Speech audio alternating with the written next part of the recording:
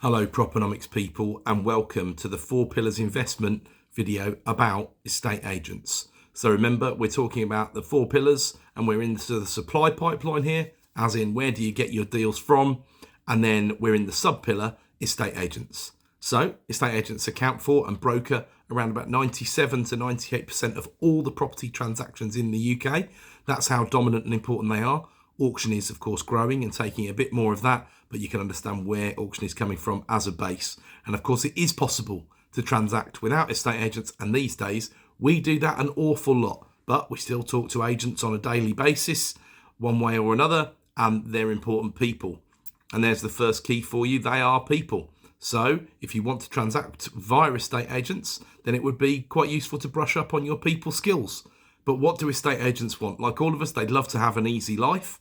Of course, they want to get the best prices for their clients, but really, the good ones understand that really what they want to do is get the best outcome for their clients. So think for a moment how agents are incentivised.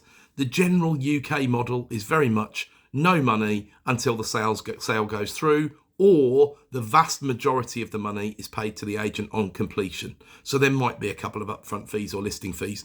Of course, Purplebricks and the likes tried to turn that on their head, but they've had a limited degree of success. Even when we might use Yopa or someone like that to sell a property, we generally opt for the success fee, and that's solely because we understand people behave as they are incentivised. So the smart agents are not just incentivised to get sales agreed.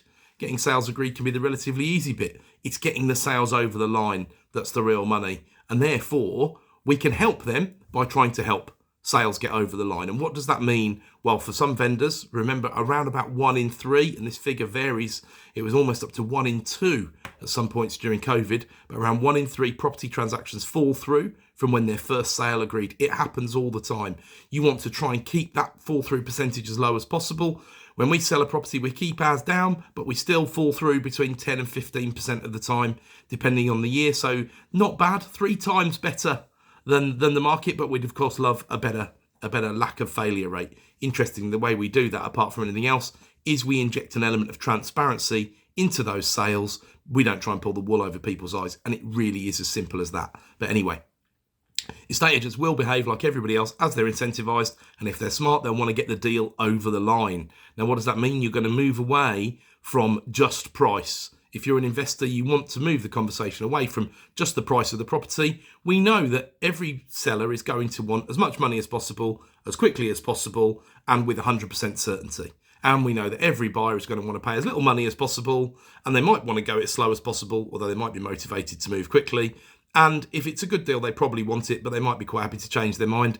And lots of purchasers on the open market keep shopping around even after their sale agreed. There's very little integrity in that process, and my word is my bond is a long gone concept in terms of UK property market sales, and it's one of the flaws that we have within the system. There's no two ways about it, but that is the system. There's no real rumblings about changing it in the near future, and I can't see it changing in the next few years, so that's where we are. So what can you do? You can move the conversation away from price and make it about speed and or certainty, and that is a very wise thing to do. That's what you can offer as an investment buyer. That's what you can offer someone, a guaranteed exit or something similar. Perhaps you can offer them a cash offer. I wouldn't go around swinging it around in the estate agents going on about how you're a cash buyer and blah, blah, blah. I know a lot of the supposed property gurus talk like that. I don't think that helps you to stand out from the crowd. I think you want to be personable. I think you want to be memorable. And I think clever business cards and or just following up on that relationship with a good agent when you found one is going to make you stand out from 95% plus of people anyway. So I don't think you need to worry too much about that. But what things you do need to worry about are being financially attractive and making sure you can prove that so you can transact. Or if you're a sourcer and you're sourcing the property on, be transparent about that fact with an agent. The right agent will work with you, the wrong agent won't, and you haven't lost anything, and you haven't wasted any of your precious time and their valuable time either, and they're not going to be annoyed with you. So do what you say you were going to do, and follow up. Follow up is the single biggest thing that you can do in property, especially when you're dealing with agents. Remember that very high fall through rate. They're going to start to remember you. Adam calls me every week. What a pain. Or is it a pain if Adam's buying 1, 2, 3, 4 more properties per year? Actually, I love Adam. He's great because I know when Adam calls up, okay, the price might not be what the vendor wants, but actually, ultimately, That's my job, really. That's the agent's job, to manage the expectations of the vendor and offer the vendor those choices. And of course, not every vendor is going to be worried. Some people are totally married to the price. Some people are somewhat imprisoned by the amount of debt they've got against the property. Most people you find are benchmarkers, actually. Next door sold for 240k. Okay, but that was in the top of the market at 2022, and the market's just not there anymore. Those buyers have evaporated. There was hardly any stock on the market. People were very motivated. If they're stuck to the 240, they might wait till 2027 to shift that house, especially if they're not careful with the marketing of it and all the rest of it. And that's where opportunities can lie, things that have been on the market for a long time. For example, and there are loads and loads of examples of these, but form relationships with agents. It is still worth doing the boots on the ground thing if you can. Otherwise, work on your telephone relationship building skills.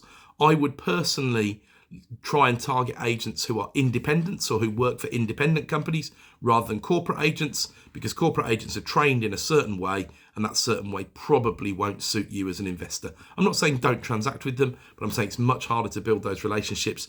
And also in the corporates, people are likely to move on every 12 to 18 months. So you might spend a lot of time building a relationship with a corporate agent, maybe get some offers in, maybe get one purchase out of it, and then you find they've left the business and they've moved somewhere else. Now, of course, you've got things like LinkedIn and all the rest of it where you can try and stay in touch with them and follow them around. But it's a shame to lose those relationships when you have built them up. And that's one of the frustrating things that's happened to me over the years. But if you're worried about making the offers and how do you make an offer that's particularly low or unpalatable, and that's a question I get asked an awful lot, I would frame it this way. And a lot of this does depend on the market that you're in. As I'm recording this video, early 2024, the market has not been fantastic in 2023, and it's been what people would describe as a buyer's market. So agents will work much harder. We made an offer on a property yesterday, never spoken to the agent before. The agent wasn't worried that we were going to offer before viewing the property. Whereas if you went back to a 2022 market, they would absolutely refuse to even take an offer off you, even if they're not allowed to do that technically. They would refuse to if you hadn't been to a viewing. And sometimes they would tell you there's no more viewings because we've already done 50 viewings and we're collecting offers already. Sorry, this one's too busy. So completely depends on the market, but nonetheless, there are always ways around these things. Talk to the agents, right? See what they want, see what the vendor wants. What's the story behind the sale? Why is the vendor disposing of this property? Start to understand their motivation. The agents have got the information, and ultimately you're trying to get the sale over the line. You both want the same thing, ultimately, and they're incentivized by their commission. So that's around about 8 minutes on estate agents and how important they are and how to think about trying to get some deals from them. I wish you all the best of luck.